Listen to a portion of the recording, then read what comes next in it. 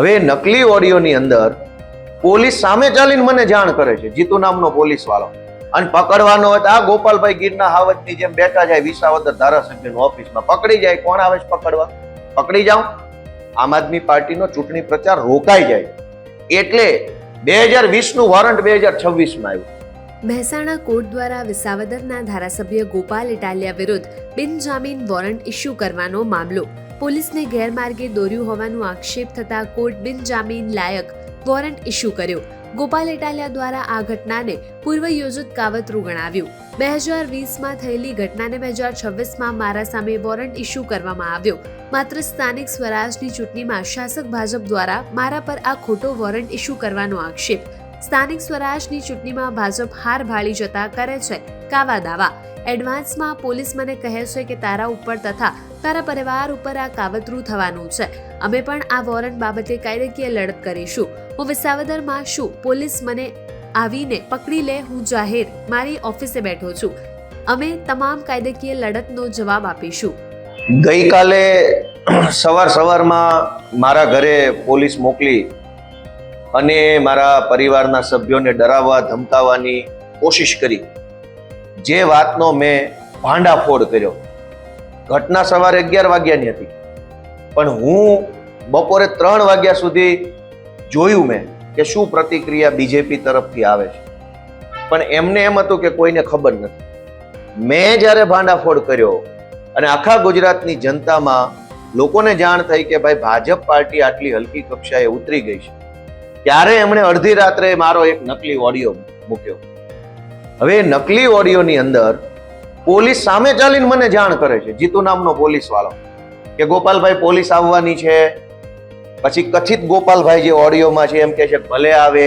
પાછા પોલીસ વાળો પાછો સામે ચાલીને જાણ કરે છે કે તો ઘરે કોઈ નહીં હોય તો તમે તો ઘરે હશો નહીં, અને એ ખબર છે હું ઘરે નહીં હોઉં.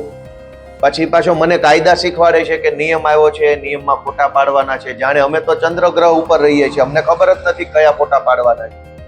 જે વસ્તુ જગ જાહેર છે એની જાણ એડવાન્સમાં કથિત રીતે પોલીસ મને કરે છે, જીતુ નામનો પોલીસ વાળો. એ ઓડિયો ક્લિપ હર્ષ સંઘવીના માધ્યમથી ટીવીમાં આવી. હવે કયો પોલીસ વાળો જાહેરમાં જાણ કરીને કે હું તમને પકડવા આવવાનો છું, અને પકડવાનો હોય તો આ ગોપાલભાઈ ગીરના હાવજની જેમ બેઠા જાય વિસાવદર ધારાસભ્યની ઓફિસમાં, પકડી જાય. કોણ આવે છે પકડવા? પકડી જાઓ. અમે થોડા કાયર માણસ છે, ભાગી જવાના છે, કોઈથી ભાગવાનું નથી. તમારે વોરંટ હોય ફોરંટ હોય, પકડો, જે પકડો એ પકડો. અમે અમારો જે કઈ લીગલ રાઇટ્સ હશે એ પ્રમાણે કામ કરશું. પણ આખી ઘટના જોઈએ તો આખી ઘટનામાં ચૂંટણી આવી ત્યારે જ વોરંટ આવ્યું. ઘટના તો 2020માં બની, એનું વોરંટ 2026માં આવ્યું. મહેંદી તો માળવે ને એનો રંગ ચડ્યો આકાશ. મહેંદી વાવી 2020માં ને વોરંટ આવ્યું 2026માં. આ કેવા પ્રકારની રાજનીતિ છે? અને કાંઈ વાંધો નહીં, પકડી લો ને. આ બેઠો જ છું, અહીંયા જ બેઠો છું, કમ્પ્લેટ કોલર ઊંચા કરીને બેઠો છે.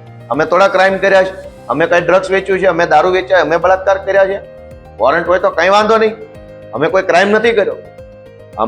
અમારો ક્રાઇમ એટલો છે કે ગુજરાતમાં અત્યારે સ્થાનિક સ્વરાજ્યની જે ચૂંટણી હાલે છે એમાં ભાજપ પક્ષને જનતા પૂરેપૂરું મૂળિયા કાઢી નાખવાની તૈયારીમાં બેઠી છે. મતદાનનો દિવસની રાહ જોઈને પબ્લિક બેઠા છે, આમ કાગડોળે.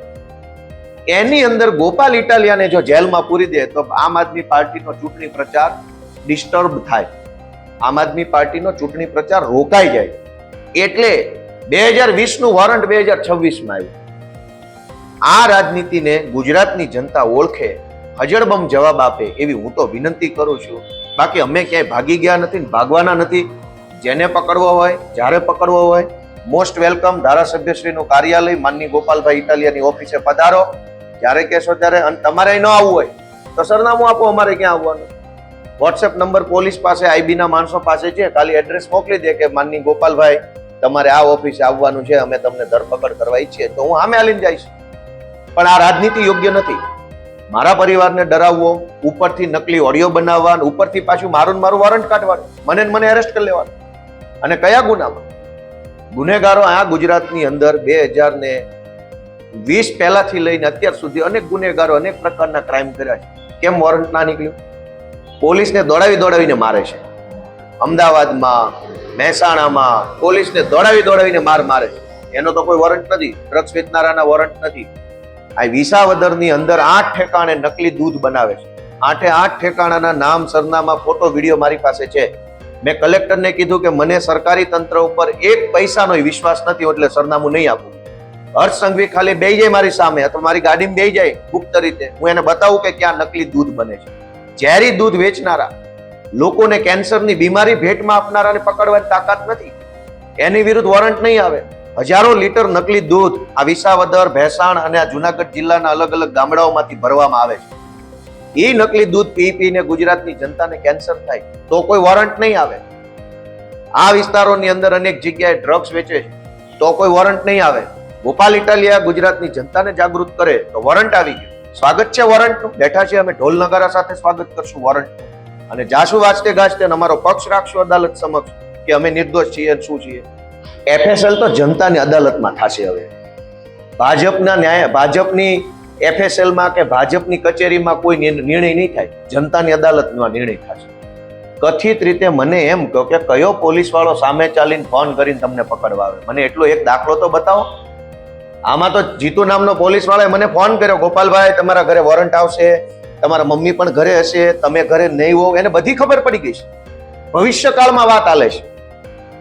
ભવિષ્યકાળમાં એ તમે કથિત ઓડિયો જોશો તો એમાં વાત ભવિષ્યની હાલે છે કે આવતીકાલે કે પરમ દિવસે જે ઘટના બનવાની છે એમાં તમે ઘરે નહીં હોવ, તમારા મમ્મી ઘરે હશે, પોલીસ વાળો ફોટો પાડશે, પછી તમે આમ કરશો, એને બધી જ ખબર છે. આવા નકલી ઓડિયો બનાવવાના બદલે જનતાનું કંઈક કામ કર્યું હોત, સારા રોડ બનાવ્યા હોત, સારી સ્કૂલો, કોલેજો, તો આ ઓડિયો ન બનાવવા પડે. એટલે ઓડિયો બનાવનારી ટોળકીને એક જ વાતની વિનંતી છે, ઓડિયો ન બનાવવા હોય, ઓડિયો ના બનાવો, શાળા બનાવો, દવાખાના બનાવો, રોડ બનાવો, સારી સુવિધા બનાવો. અને એવું નહીં બનાવો તો ઓડિયો બનાવવાથી કઈ મેળ પડવાનો નથી. પબ્લિક ધોકો લઈને વાટે બેઠી. રોજ નવા અપડેટ્સ જોવા માટે અમારા પેજને ફોલો કરવાનું ભૂલશો નહીં.